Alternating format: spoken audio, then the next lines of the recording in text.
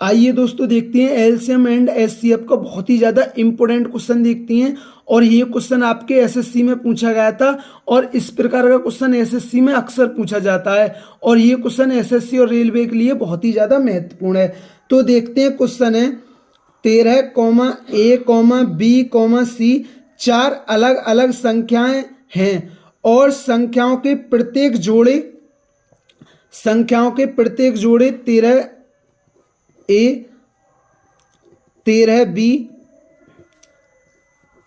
13C और इनका जो एचसीएफ कितना है, इनका एचसीएफ कितना है वो 13 है, जहां ABC प्रत्येक 60 से कम है।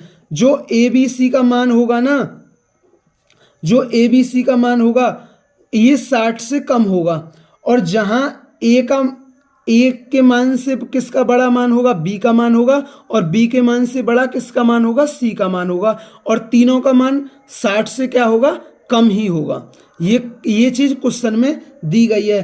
तो उसने बोला है A+C/B का मान क्या है।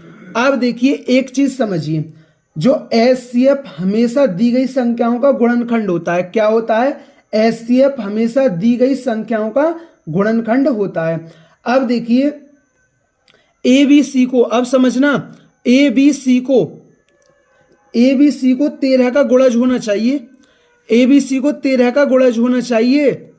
ABC को 13 का गुणज होना चाहिए क्योंकि इनका जो एचसीएफ है वो कितना 13 है।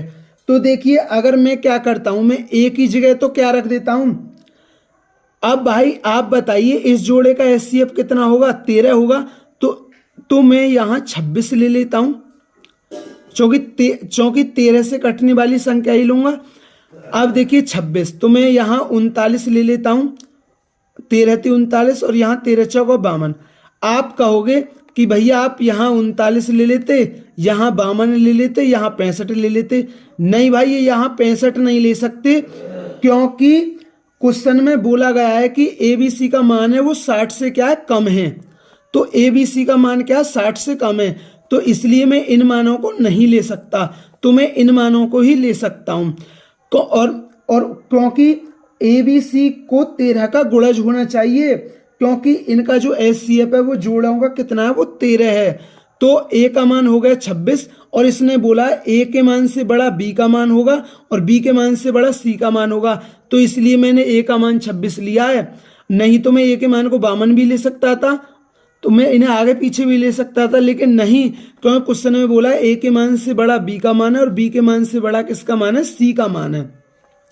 तो इसलिए अब देखिए, आप देख लीजिए प्रत्येक जोड़े का एचसीएफ कितना होगा, 13 और 26 का एचसीएफ 13 ही होगा, 13 और 39 का एचसीएफ 13 ही होगा, 13 और 52 का एचसीएफ 13 ही होगा।